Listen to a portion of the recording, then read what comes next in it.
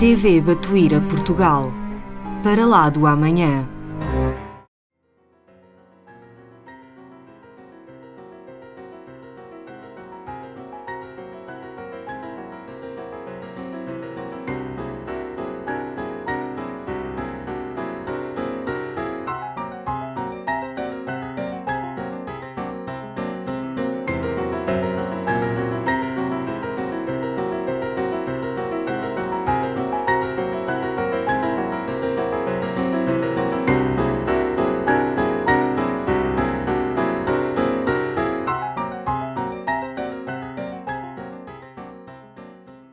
Eu gostaria que você esclarecesse bem o seguinte, então, Chico. Você tinha uma visão, assim, cinematográfica do enredo. Você estava vendo o desenrolar do romance sem saber bem como, de que maneira. Mas não tinha consciência do que escrevia. Não tinha consciência do que escrevia e nem da continuidade dos assuntos, porque muitos personagens que me eram simpáticos e que eu não desejava que sofressem, passaram a sofrer contra a minha vontade. Obrigado.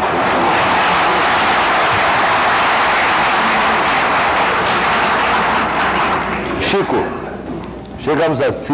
terminamos assim a primeira rodada. Eu estava me lembrando aqui, li num dos seus livros, nos livros que você psicografou, me parece que de Humberto de Campos, uma entrevista que ele já, na situação de espírito, teria realizado com Judas no além.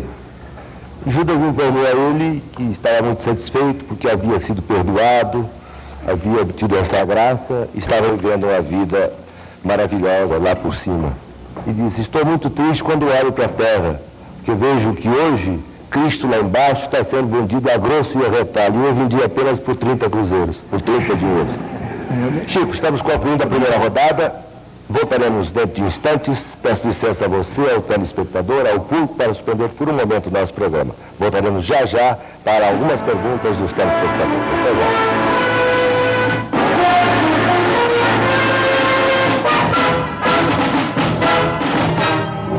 Muito bem, voltamos aos seus receptores com o programa Pinga Fogo, série 71, que esta noite lhes apresenta Chico Xavier. Temos ainda 60 minutos de programa, a duração exata de uma fita de VT. Dependendo do entrevistado e dos entrevistadores, podemos realizar ainda uma ou duas rodadas. A pergunta cabe a Herculano Pires para completar a segunda rodada da noite. Chico, segundo os dados estatísticos levantados por Stig Roland Ibsen e sua senhora, referentes à sua obra, num exame total da sua obra, você teria recebido até agora comunicações, poesias, principalmente um número grande de poesias, e comunicações variadas, inclusive romances, de mais de 400 autores. Eu perguntaria a você se você leu todos esses autores, se você tem conhecimento da obra de todos eles, e se você conseguiu armazenar no seu inconsciente toda essa fabulosa bagagem de mais de 400 autores brasileiros e portugueses, e alguns até mesmo estrangeiros. As informações dos nossos queridos amigos e distintos escritores, senhor Stig Roland Ibsen, e de sua digna esposa, Dona Edith, do canto Ibsen, são autênticas. Devo declarar de público que isso para mim seria impossível. E peço permissão para dizer que eu tive na vida 3 empregos. A primeira vez me empreguei aos 8 anos de idade numa fábrica de tecidos. Trabalhei até os 12, frequentando também a escola primária. Dos 12 aos 19, 20 anos, trabalhei num bar. E depois num armazém, isto é, no comércio. E de 1931 a 1961, Eu trabalhei durante 30 anos no Ministério da Agricultura, documentadamente, de modo que não seria possível para mim me inteirar do estilo de todos esses poetas, escritores, cronistas, jornalistas e amigos desencarnados por meu intermédio. Absolutamente não. Muito bem. Passamos agora à rodada dos telespectadores. Está presente ao auditório uma senhora e me envia um bilhete, envia a você, diz ela o seguinte: sendo eu médium evidente, gostaria de saber por que as entidades presentes ao seu lado se fazem visíveis para mim, ora jovens, ora idosos. São as mesmas entidades? Nossa amiga naturalmente estará entrando numa faixa de observação dentro da qual eu não me encontro no momento, pela necessidade de atender com muita atenção à responsabilidade diante do auditório tão distinto e diante de milhares de telespectadores. Mas acredito que perfeitamente na autenticidade da informação de nossa irmã, e agradeço muito esses amigos que nos assistem e que particularmente me ajudam a compreender o meu dever para que esteja atento às instruções de Emmanuel no sentido de responder com tanta clareza como for possível as perguntas enunciadas. Muito bem. Mauro Marcondes Filho, Chico, advogado, deseja saber se os seus guias espirituais já o informaram sobre a situação espiritual de Kennedy, De Gaulle, Stalin e Churchill, os maiores líderes políticos deste século. Como estariam eles lá por cima? Seria para mim muito difícil estabelecer um sistema de informações nesse particular, enquanto admire profundamente o presidente Kennedy. Não tenho maior conhecimento da missão do general De Gaulle. Admiro também muitíssimo Winston Churchill por haver comandado a empresa de defender a civilização ocidental. E de Stalin também não tenho maior conhecimento. Sei que, por informações de amigos norte-americanos, que o presidente Kennedy continua trabalhando pelo progresso no mundo espiritual. Sim. Continua trabalhando pelo progresso das ideias de emancipação e pela integração das raças e pela fraternidade do povo norte-americano e dos povos do continente e do mundo. É o único de que eu posso dar informações. Senhor Benedito Alves de Oliveira, Rua Almirante Noronha, 465. Pergunta: Chico, você sofre de uma das vistas. Qual a razão de não ter sido operado pelo Arigó? Não tem fé ou não houve oportunidade? Não, o problema é que, certa feita, Dr. Fritz, conversando conosco, depois de uma reunião, me disse: Chico, você não admita que as operações mediúnicas se verifiquem simplesmente como privilégio? Quando vocês dormem na Terra, quando se entregam à hipnose do sono, são inúmeros os benfeitores espirituais que trabalham e operam socorro cirúrgico ou socorro de outra natureza em nosso favor, seja no mundo orgânico em que nos sediamos presentemente, ou seja, em nosso campo mental. Quanto ao meu caso ocular, que não foi operado desde o princípio, quando a doença se manifestou, eu creio que este problema foi uma bênção para que eu pudesse me manter mais ou menos relativamente regularmente, sem ferir os interesses dos bons espíritos durante estes anos da mediunidade. Porque se eu sair do dever, eu sofro muito com os olhos, então estou como um animal que não posso me afastar dos donos, né? Chico, Devo é seguir exato, para frente. é exato que quase todos os membros da sua equipe espiritual sofriam da vista? Não, isso pode ser uma informação interessante, mas ela não é verdadeira. Muito bem. O senhor Aloy Fernandes, da Rua Iguape 6A. Opinião de Chico Xavier sobre a cremação de corpos que será implantada no Brasil. Já ouvimos Emmanuel a esse respeito e ele diz que a cremação é legítima para todos aqueles que a desejem, desde que haja um período de pelo menos de 72 horas de expectação para a ocorrência em qualquer forno crematório, o que poderá se verificar com o depósito dos despojos humanos em ambiente frio. Muito bem. Chico, agora vamos a uma pergunta de um pastor evangélico que você deve conhecer, porque ele é conhecido em todo o Brasil, comanda um rebanho de fiéis à sua religião, de 1.500.000 pessoas aproximadamente. Trata-se do pastor Manuel de Melo. Ele próprio irá fazer a pergunta a você, que foi gravada pelo nosso VT. Meu caro Xavier, meus cumprimentos.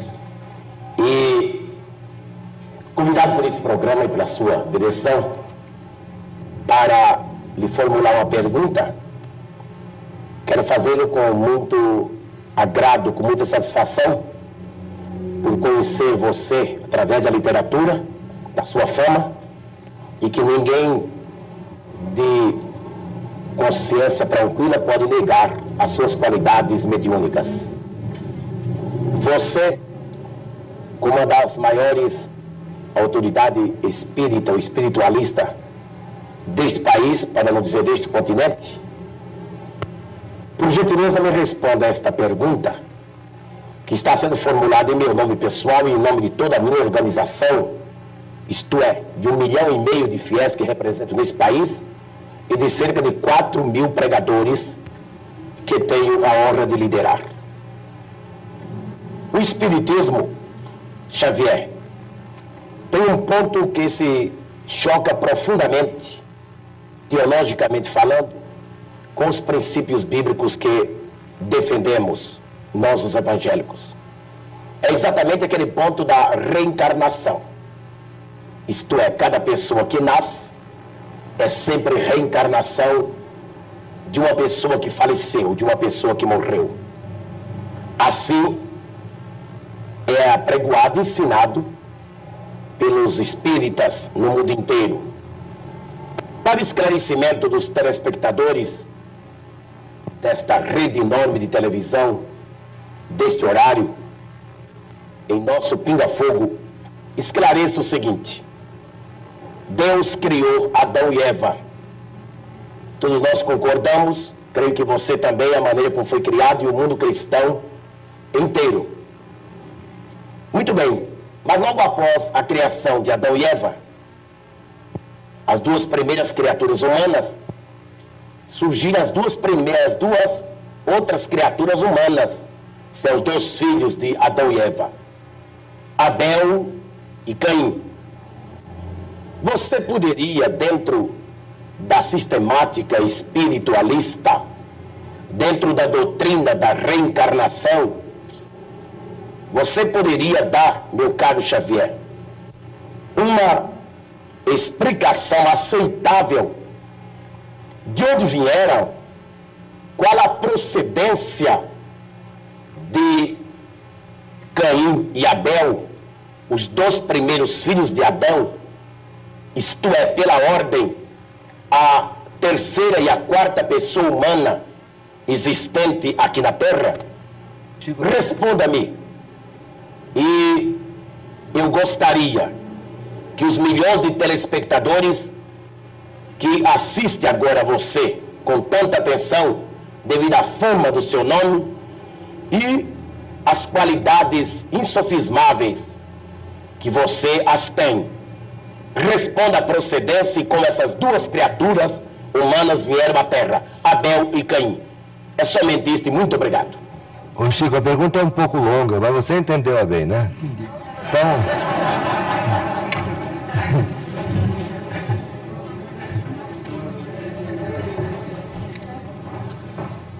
a pergunta do nosso caro amigo, que nos interpela a respeito do texto bíblico, está emoldurada de tamanho carinho que inicialmente nós agradecemos esse tom de fraternidade e ternura humana com que ele emoldura a questão para se dirigir a nós. Muito obrigado ao nosso caro pastor evangélico, senhor Manuel de Melo, que nós todos admiramos como sendo o orientador desse grande e brilhante movimento que é Cristo para o Brasil. Mas, sem desejar fazer contraperguntas, porque às vezes a contrapergunta não é uma prova de consideração para quem perguntou, mas a Bíblia é o nosso livro santo, livro de todos os cristãos. Nós, os espíritas evangélicos, nos detemos no Testamento Novo para compreender a essência dos ensinamentos de nosso Senhor Jesus Cristo e daqueles que o sucederam, os apóstolos da causa evangélica. Não temos maior intimidade com o Velho Testamento, entretanto pedimos permissão ao nosso caro pastor evangélico, senhor Manuel de Melo, para considerar que no livro de Gênesis, no capítulo 4, versículos 16 e 17, vamos encontrar uma questão muito interessante para nossos estudos em conjunto, porque nós todos somos estudantes das letras sagradas. O capítulo 4 trata, por exemplo, da união de Adão e Eva para o nascimento dos seus 3 filhos, Caim, Abel e Sete. Sabemos por esse texto, o capítulo 4 do livro de Gênesis de Moisés, que Caim exterminou Abel. Entretanto, nos versículos 16 e 17, nós encontramos uma informação muito curiosa, a informação de que Caim, em se retirando da face de Deus, se dirigiu para uma cidade ou uma terra chamada Nod, onde ele desposou aquela que foi sua esposa e teve com ela uma grande descendência. Então, estamos perguntando se determinados textos do Antigo Testamento não seriam códigos que nós precisamos estudar com mais segurança para não cairmos, por exemplo, em contradição do ponto de vista literal. Nós precisamos estudar com técnicos e pesquisadores de história, que nós os temos hoje em todas as direções. Digo isso com o máximo respeito, porque se Caim matou Abel antes do nascimento de Sete, mas casou-se numa cidade chamada Nod, onde encontrou a sua mulher, aquela que foi sua esposa, e com ela teve uma grande descendência, o assunto exige estudos especiais de nós todos. Porque, segundo a criação no jardim edênico, a família inicial teria sido constituída pelas 4 pessoas às quais se refere o nosso caro pastor evangélico, senhor Manuel de Melo, Adão, Eva e os 2 filhos primeiros do casal. Vamos estudar então a questão com respeito à reencarnação. Mas o Manuel de Melo tem que estudar também, né? Todos nós. Então vamos chegar a uma conclusão.